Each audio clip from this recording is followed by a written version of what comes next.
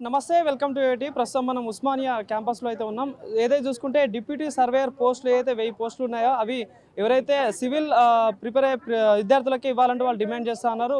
ఒక పక్క ప్రభుత్వం ఏవైతే విఆర్ఓలకు సంబంధించిన వాళ్ళకే ఫిల్ చేసే ప్రయత్నం చేస్తూ ఉంది. సో అది ముమ్మాటికి చేయొద్దు, మాకే ఇవ్వాలని చెప్పేసి కూడా సివిల్ ఇంజనీరింగ్ స్టూడెంట్స్ అందరూ ఈరోజు ఓయూ క్యాంపస్లో ధర్నాకి అయితే రావడం జరిగింది. మాట్లాడితే ప్రయత్నం చేద్దాం, మనతో పాటు ఉన్నారు.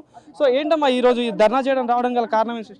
ధర్నా చేయడానికి కారణం ఏంటంటే డిప్యూటీ సర్వేయర్ పోస్టులకి సివిల్ ఇంజనీర్లు ఎలిజిబుల్ అనమాట. కానీ ప్రభుత్వం ఏం చేసిందంటే సివిల్ ఇంజనీర్ డిప్యూటీ సర్వేయర్ పోస్టులను కూడా విఆర్ఓలతో అంటే పాత విఆర్ఓలతో ఫిల్ చేద్దామని అనుకుంటుంది. అది చాలా రాంగ్ డెసిషన్. అది అంటే యాక్చువల్గా మన ప్రభుత్వం ఎట్లుందంటే పక్క ప్రభుత్వం అయిన ఆంధ్రప్రదేశ్ వాళ్ళు విఆర్ఓ పోస్టులను కూడా సివిల్ ఇంజనీర్లు అయితే ప్రజలకి న్యాయం జరుగుతుందని విఆర్ఓలకు కూడా సివిల్ ఇంజనీర్లను తీసుకుంటే మన ప్రభుత్వం ఏం చేస్తుందంటే అర్హులైన సివిల్ ఇంజనీర్లను పక్కన పెట్టి అర్హులైన విఆర్ఓలను ఫిల్ చేయడానికి ప్రయత్నిస్తుంది. ఎక్కడి వరకు న్యాయం, ఎంతవరకు న్యాయమో వాళ్ళకే తెలిసి ఉండాలి.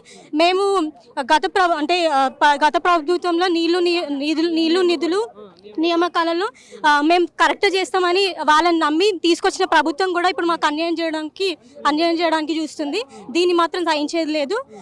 మేము ఎంతో అంటే విద్యార్థులు ఎంతో కష్టపడి తెలంగాణను సాధించుకున్నారు. మా పోస్టులు మేము తెచ్చుకోవడానికి అంత ఈజీగా వదిలిపెట్టాము. కాబట్టి ప్రభుత్వం మా యొక్క రిక్వెస్ట్ని యాక్సెప్ట్ చేసి ఎంతమంది ఉన్నారు, ఎన్ని పోస్టులు ఖాళీ ఉన్నాయి? మొత్తం యాక్చువల్గా 800, ముందు 800 అన్నారు, తర్వాత 1000 చేసింది. ఇప్పుడు ప్రస్తుతానికైతే మొత్తం 12,000 పోస్టులలో విఆర్ఓలను తీసుకొని అందులో 2,000 మందిని డిప్యూటీ సర్వేయర్ పోస్టులకు తీసుకుందాం అనుకుంటున్నారు.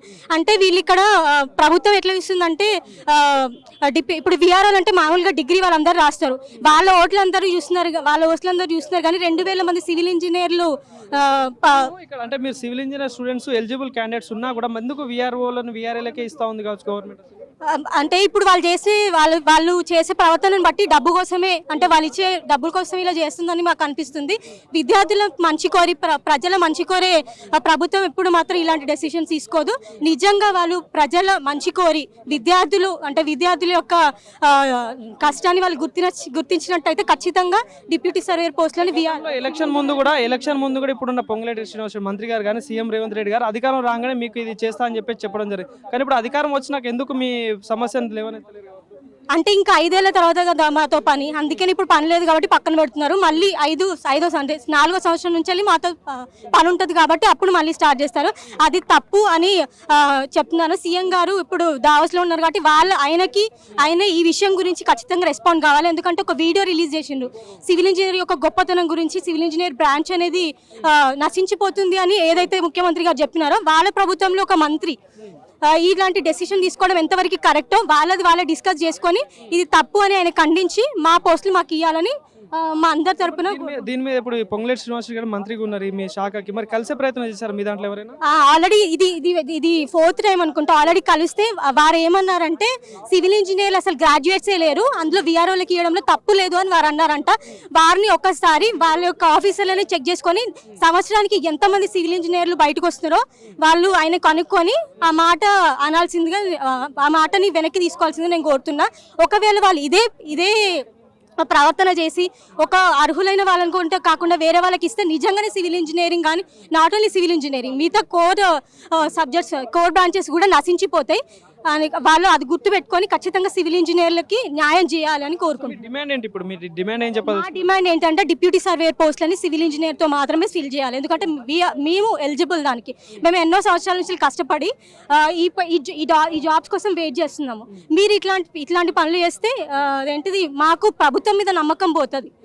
అట్లాంటి వారికి అట్లా పాయింట్ వరకు తెచ్చుకోవద్దని మేము మంత్రి గారిని కోరుకుంటున్నాము. ఖచ్చితంగా మాకు వచ్చిన కాంగ్రెస్ ప్రభుత్వం కూడా గతంలో కేసీఆర్ ప్రభుత్వం ఉన్నప్పుడు నిరుద్యోగులను ఆగం చేసిందని చెప్పేసి వాళ్ళే అన్నారు. ఇప్పుడు అధికారంలోకి వచ్చినాక సంవత్సరానికి 2 లక్షల ఉద్యోగాలు అన్నారు, జాబ్ క్యాలెండర్ అన్నారు, ఇలా అనేక హామీలు ఇచ్చారు. సో మరి అసలు అవుతున్నాయమ్మా అంటే ఏం చెప్తారు? యాక్చువల్గా మాకు AEE పోస్టులు అక్టోబర్లో రావాల్సింది, ఎస్సీ వర్గీకరణ అని చెప్పేసి ఆపేసి. సరే అది సుప్రీంకోర్టు నుంచి వచ్చిన జడ్జిమెంట్ కాబట్టి పక్కన పెట్టేయచ్చు. మళ్ళీ ఏమైనా జనవరిలో వస్తున్నారు, జనవరిలో రాలేదు, ఇప్పుడు మే అంటున్నారు. ఇప్పుడు వాళ్ళు ఏంటంటే వాళ్ళు ఒక మంత్ అనుకుంటున్నారు, కానీ ఒక్కొక్క విద్యార్థులు ఆల్రెడీ 2022లో వచ్చిన పోస్టులకి 2020 నుంచే విద్యార్థులు ప్రిపేర్ అవుతున్నారు. అంటే ఆల్రెడీ వాళ్ళకి 2 years అక్కడ వేస్ట్ అయింది. ఇప్పుడు మళ్ళీ అంటే వాళ్ళు ఒక మంత్ చూసుకుంటున్నారు కానీ ఒక్కొక్క విద్యార్థి కానీ ఒక సంవత్సరం వాళ్ళు ఒక మంత్ చూసుకుంటున్నారు కానీ ఈ సంవత్సరం వాళ్ళు అర్థం చేసుకుంటున్నారు. ఇంట్లో స్టూడెంట్స్కి ఎంత ప్రెజర్ ఉంటుంది అది మీరు అర్థం చేసుకొని తొందరగా అర్హులైన వాళ్ళకి మాత్రమే డిప్యూటీ సర్వేయర్ పోస్ట్, అర్హులైన వాళ్ళకి ఏ పోస్ట్ అయినా సరే. ఇప్పుడు నా రిక్వెస్ట్ ఏంటంటే ఓన్లీ ఇప్పుడు పాస్ అవుట్ అయిన వాళ్ళు కాదు, ఇప్పుడు డిప్లొమా ఫస్ట్ ఇయర్ వాళ్ళు కానీ బీటెక్ ఫస్ట్ ఇయర్లో ఉన్న వాళ్ళు కానీ అందరూ రెస్పాండ్ కావాలి. ఎందుకంటే ఇప్పుడు ఈ అన్యాయం జరిగింది అనుకో, ఇది కంటిన్యూ అవుతూనే ఉంటుంది. కాబట్టి I request every one to respond అయ్యి దీనికి సపోర్ట్ చేయాలని మేము కోరుకుంటున్నాం.